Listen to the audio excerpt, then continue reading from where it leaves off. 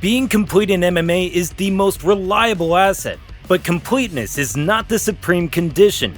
Many fighters possess simple but dangerous weapons they have perfected over the years, which led them to victories.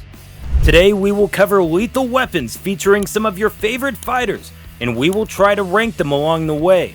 Tune in to the Clash of MMA, and let's dive straight into the dangerous weapons of MMA.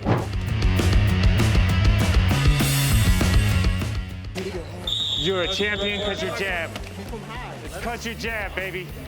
Trevor Whitman said to Kamaru Usman before the former champion pinned Gilbert Burns with the same punch, "It doesn't get simpler than a jab. It can be used offensively, defensively, and from counters." There are many types of jabs, and whichever one fighters use can be said to be the most important strike in combat sports. Sean Strickland is another example of a supreme jab because the same one led him to the title. If we watch the fight with DDP, we can see how much damage it does, and is also good for scoring points on the judges' scorecards. This tool is also effective for range and distance control, and if fighters throw it quickly and relentlessly, opponents have trouble timing their attacks. It can be said that it is great for resetting an opponent who has gone on the offensive, because every jab received will disrupt him and bring him back to the starting point of planning an attack. The next weapon is more of a combo than a single shot, but its high efficiency percentage brings it to this list. It consists of a simple 1-2 work with the hands, and as an accompaniment to the rear cross, a high kick is thrown that is very difficult to see, and we all know that the shot we don't see is what knocks us out. Slipping the cross is a common evasive move that fighters use to avoid being hit, which is why this move is ideal. The goal is for the opponent to get used to this defense and reveal his head, which comes like it's on a plate to be kicked. This is Robert Whittaker's signature move, which he showed us against elite opponents that it really works. He was able to rock most of the fighters even though he wasn't necessarily in a rush to finish them off. If Whittaker was a more aggressive fighter, this combination could bring him the finish in many matches. But who are we to question the former middleweight champion? Alex Pereira is one of the most unorthodox fighters ever to walk the earth. He won't ask too many questions. Any coach will tell you not to throw kicks without a setup, but the elite UFC fighters. Apart from the fact that it is difficult to check these kicks, not many can be received. Every kick destroys the nerves in the calf, which makes fluid movement impossible, and therefore, the continuation of the fight, and what's most beautiful, the leg gets worse and worse over time. Pereira doesn't even have to find the right angle for this calf kick to work. Throws it and it lands every time. When you kick it in a way that even Israel Adesanya can't read it, you know you're doing a great job. A projectile that goes to the legs and then turns its trajectory straight into the unprotected head has a high chance of knocking out the opponent. In addition to looking attractive, as in the case of Israel Adesanya, he is effective both in the cage and in kickboxing or Muay Thai matches. This deceptively lethal technique is an advanced way of kicking opponents' sanity out of their minds. All you need to set it up is to shoot hard and frequent low kicks. After receiving many, the fighter remains in fear for his lower extremities. When the opponent least expects it, you need to snap the kick karate style and shoot where the knockout is guaranteed, in the head of the unaware opponent. Another fighter whose name can be associated with this shot is Usman Nurmagomedov, who knocked Henderson down not so long ago. There is also the old Brazilian kickboxer Glauber Feitosa, who often used this weapon in his matches with maximum efficiency. Giga kick is the signature kick of the dangerous Georgian striker, Giga Chikadze. It has been tested both in the octagon and kickboxing ring and has shown winning results. It destroyed more healthy livers than alcohol factories and blew up more heads than shotguns. The way Giga throws it with confidence and without fear of hitting an elbow is incredible, and he often knows how to change his trajectory and hit the head instead of the abdomen. Throwing heavy and frequent kicks throughout the match requires a lot of endurance and is not at all easy, but an elite striker like Giga makes it look like that. His superior shin conditioning allows him to throw them with full force without worrying about which part of the body it will hit. The important thing to note about his kicks is that it can take the toughest fighters out of the match. And if the fighter is tough enough to take and block head kicks, well, his stomach is not. When Chikadze sees that the elbow is not covering the body, Kicking season is open for business.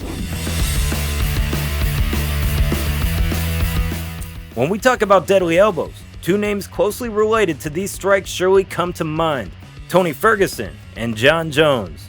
Take it from the two-division champ. Elbows are a lethal weapon that can traumatize the opponent by opening them up, and a big cut can end the match with the doctor's stoppage.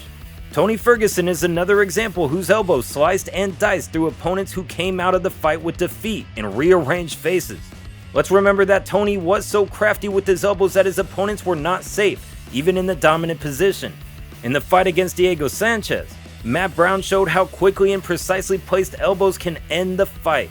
Whether thrown in stand-up or on the ground, elbows are one of the most dangerous weapons in MMA. Although some other promotions allow these shots in their rule set, it is clear why they are not allowed in UFC. Kicks, knees, and stomps to the head of a grounded opponent would be a game changer. They are most often seen in pride competitions and are the biggest nightmare of fighters from BJJ backgrounds. These brutal shots can end a match very quickly and cause serious head injuries for fighters who like to roll around on the ground after being rocked. Why would anyone enter the guard of a dangerous black belt when they can simply bring stomping hell from above? Finishing the opponent on the ground would get a mitigating circumstance and a lot of head trauma, but hey, this is a violent sport. Imagine a dangerous kicker unleashing vicious jumping kicks on your head. The match would very easily turn into a horror movie. And if we throw in a referee who is known for irregular refereeing, we can also get a murder in the octagon.